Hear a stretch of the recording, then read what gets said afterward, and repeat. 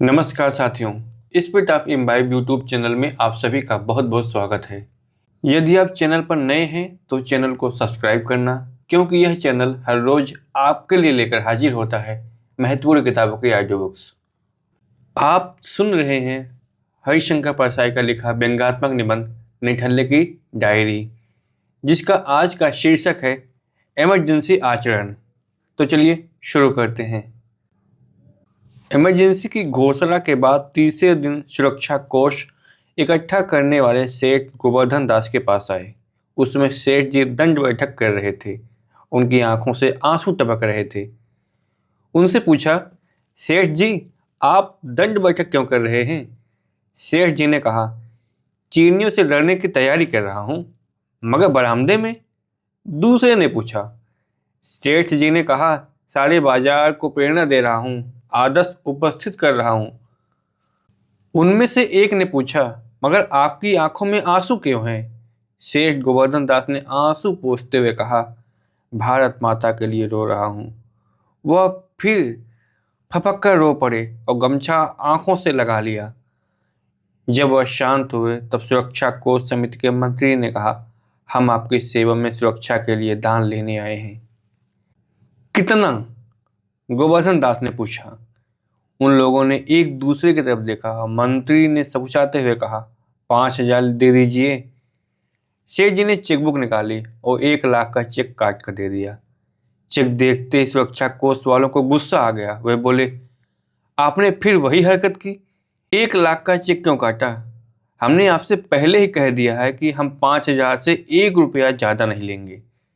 सेठ जी अड़ गए, लेकिन मैं 1 लाख ही दूंगा। गड़बड़ करोगे तो 2 लाख दूंगा। मैं तुमसे डरता नहीं हूं। एक सदस्य ने समझाया, देखिए सेठ जी, यह अन्याय आप बार बार करते हैं। एक तो आप हमेशा इनकम टैक्स के हिसाब से आमदनी बढ़ाकर बताते हैं, दूसरे उचित से ज़्यादा टैक्स देते हैं, और अब आप यह ₹1,00,000 दे रहे हैं। जनता की भी सहनशीलता की सीमा होती है। जनता इस आचरण को अधिक बर्दाश्त नहीं करेगी। सेठ जी के मुंह पर और दृढ़ता आ गई। वह बोले, मैं जनता के क्रोध से नहीं डरता, चाहे मेरी जान ही क्यों न चली जाए, पर मैं 1 लाख रुपया से एक कम भी नहीं दूंगा। आप इसे लेते हैं तो ठीक, मैं 1 लाख रुपए का चेक और काट दूंगा। इस धमकी के सामने सुरक्षा कोष वाले ठहर नहीं सके। उन्होंने चेक को फौरन बस्ते में रखा, इससे पहले कि सेठ जी दूसरा चेक काटे। वे भाग खड़े हुए। पलक मारते 1 लाख के चेक की बात सारे शहर में फैल गई। लोग चौराहों पर और होटलों में इसी की चर्चा करते रहे। सभी असंतुष्ट थे। कहते थे, सेठ जी का अनाचार बढ़ता ही जा रहा है। वह दान की साधारण नैतिकता का पालन भी नहीं करते। वह क्या जनता को मूर्ख समझते हैं? एक दिन जनता बिगड़ खड़ी होगी तो उस दिन दान करना भूल जाएंगे। सेठ जी को मालूम था कि जनता और सरकार दोनों उनके इस कृत्य से नाराज हैं, पर वह बहुत साहसी आदमी थे। वह जानते थे कि शहर में यह बात फैल चुकी है कि सेठ गोवर्धन दास रोज सुबह शाम नियम से घड़ी लगाकर 2 घंटे भारत माता के लिए रोते हैं। इस बदनामी से भी वह नहीं डरे और आज अपना कार्यक्रम भी जारी रखा।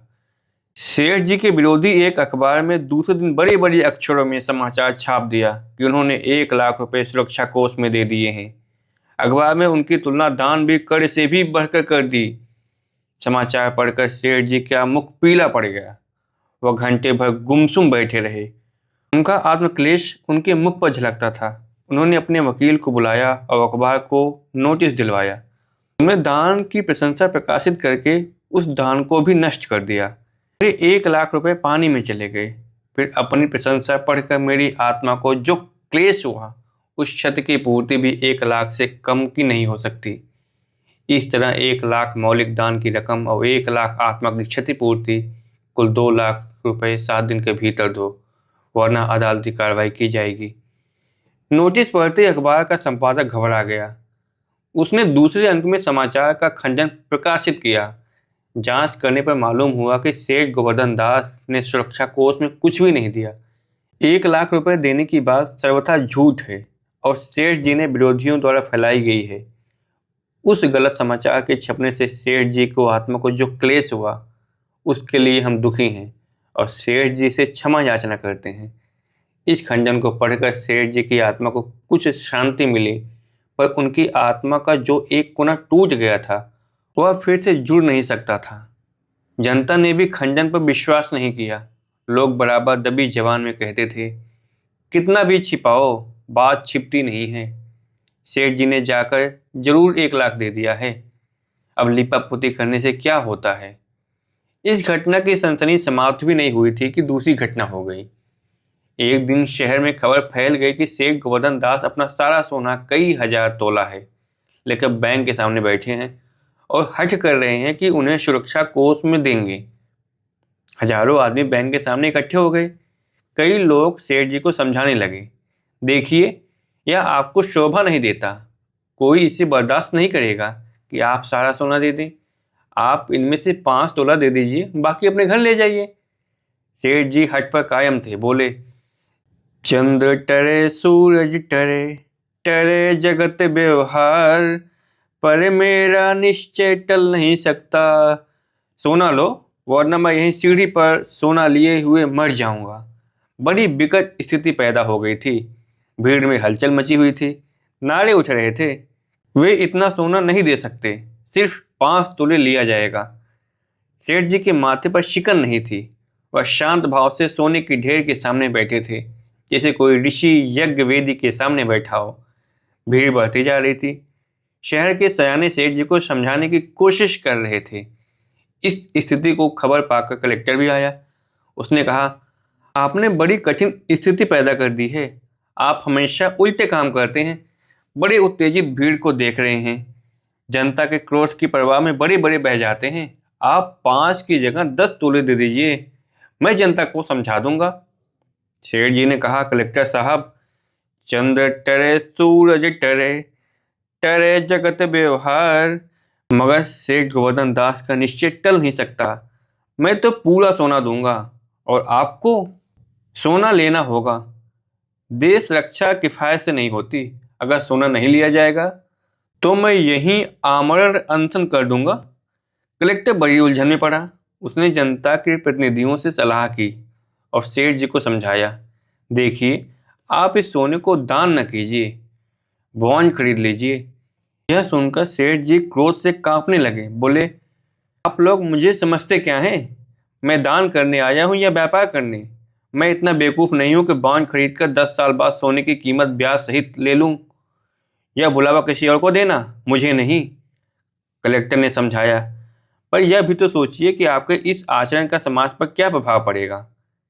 समाज के एक सदस्य के नाते आपको स्वस्थ उदाहरण पेश करना चाहिए।